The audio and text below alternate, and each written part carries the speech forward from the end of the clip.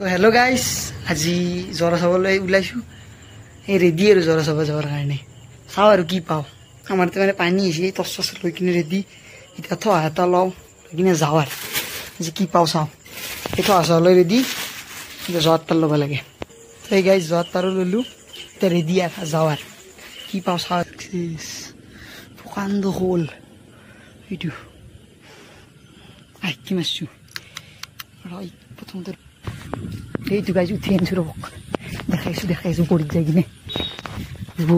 বহুত ডাঙৰ big success আজি, ভাল ডাঙৰ হ'ল এইটো চব গাইজ। গাইজ একদম মানে কিবা বেলেগ ফূৰ্তি লাগিছে। ভাল আৰামছে 1 কেজি হ'ব